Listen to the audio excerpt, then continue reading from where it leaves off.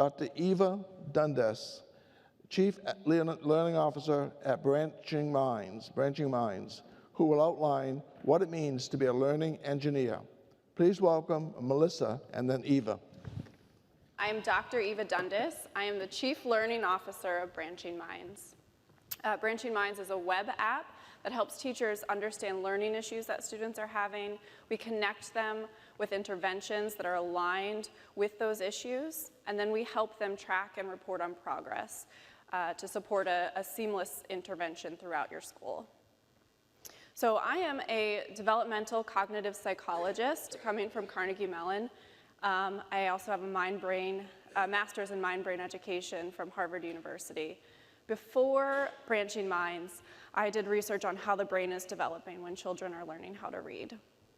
But today, I am here to talk to you about what it means to be a learning engineer and why we so desperately need them. So according to the 2015 Nations Report Card, by 8th grade, only 33% of students are meeting proficient standards in mathematics, and only 34% are reaching proficiency in reading. At the same time, we have 35 million published articles on the science of learning and education.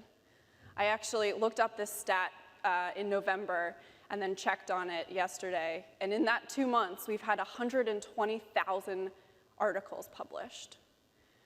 So why is it that we know so much about the science of learning and education and have 2/3 of our students not meeting proficiency? One explanation proposed by Bror Saxberg in his book Breakthrough Leadership is that we are missing the learning engineer. In all other fields of science, we have engineers who are responsible for taking that research and putting it into practice to solve real-world problems at scale. And we don't have those people. While the scientists, myself included, deeply care about fixing education and using that research to improve student outcomes, that's not the job of the scientist. The scientist's job is to understand a problem or to understand an issue. And they do that by starting with a question. They then gather knowledge and make predictions and test those predictions in a very tightly controlled environment. The engineer, on the other hand, their purpose is to fix a problem. And they start by asking, what is the problem? They then also gather information on the prior research, and then they make predictions, but they test those predictions in the real world. And while those two approaches look very different, when you think about their purpose, when the scientist is evaluating, they're saying, did I answer the question? Whereas the engineer is saying, did I fix the problem? So let's consider this approach in building an aircraft. So we started with a glider plane. We tested it. Some things worked, others didn't. People started to develop engines. We put one in there. And then in 40 years, we went from that glider plane to a jet engine, or to a jet aircraft. But what's happened in education without that engineer is that we've had the scientists working on their theories of aerodynamics. We've had another group of scientists working on how to build an internal continuous combustion engine. That's what's actually in a jet, I just looked it up. But we don't have engineers bringing those components together. And so what's happened is we've left teachers with the glider plane.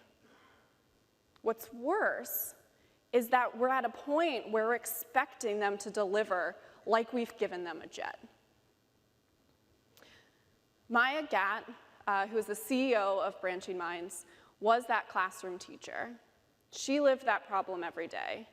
She had this glider plane, and then she had these students in her classroom who were struggling. But she didn't understand why they were struggling, or importantly, what she could do to help them. She had a lot of data. She had so much data on what content those students were struggling with. But without that knowledge on why they were struggling to master that content, without that learning science research locked away in those 3 million papers, Maya felt like she was looking for a needle in a haystack when it came to picking the right intervention for an individual student. So she left the classroom to form Branching Minds. She brought together the computer scientists, the learning specialists, the veteran educators, and me, the learning scientist, for us to all work together as learning engineers to fix this problem. So we started as learning engineers by defining the problem that we wanted to fix.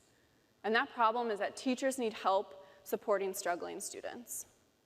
And so as engineers, we went into the research, we looked at what was there, and it turns out there's a lot of evidence, overwhelming evidence, that there's a system in place to support those struggling students in your classroom. And that process goes by many different acronyms. Some of you may call it RTI, some may call it MTSS, INRS, RTI squared. But the concept behind this is that if you have a systematic and documented approach to giving interventions at tiered intensity and monitor those interventions effectively, you're going to help your students. The data show that it has a huge impact on student outcomes and also keeps a lot of students out of special education. So if this system is here, why aren't we seeing this impact across the country? Why do we still have 2/3 of our students not meeting expectations? So as engineers, we dove into RTI. And so it turns out, the research says there are 4 things you really need to have an effective RTI system. You need to flag your students who are at risk for struggling. You need to use the appropriate interventions. You need to monitor the effects of those interventions, and then use the data to guide your decision process for whether or not to continue the intervention or eventually to make a referral for that student. And while that seems very straightforward, when you unpack the use of appropriate interventions, there's really a lot that goes into that. One, it requires that teachers understand why that student is struggling in the first place. It requires that teachers know what to do about it, so they know which interventions to use for students with those issues. And then the teacher knows how to use that intervention. So this is something that teachers across the country are struggling with. So the Branching Minds tool was designed to start there. So we help teachers understand why students are struggling to master particular content areas. We help them focus in on those data points that are predictive of success and help them interpret what that means for that individual student. We then make recommendations for specific interventions to use for those students based on their learning needs. But as you can see here, the RTI process doesn't stop there. Once you have the right intervention, the teachers need to monitor the effects of those interventions and use those data to make informed decisions. So Branching Minds takes the data on why students are struggling, what interventions are being done for that student across the school, brings in their progress monitoring data, and delivers it to all of the stakeholders so that they can make collaborative and informed decisions on what's best for that student to do. All right, I want to show you just a quick video to explain more about what Branching Minds does. It's the challenge every teacher faces. A classroom of students with different learning needs. While some might be challenged, others might be bored. Experts say it's time to stop teaching to the average learner and start teaching every learner. Branching Minds is a web app designed to help teachers understand each student's learning needs and connect them with scientifically evidenced solutions. By helping teachers identify the exact nature of each student's struggles and suggesting research-backed education-based solutions, Branching Minds is transforming education. It genuinely embodies these basic scientific principles of individuality, but it's also focused on solving a real problem for teachers in real time.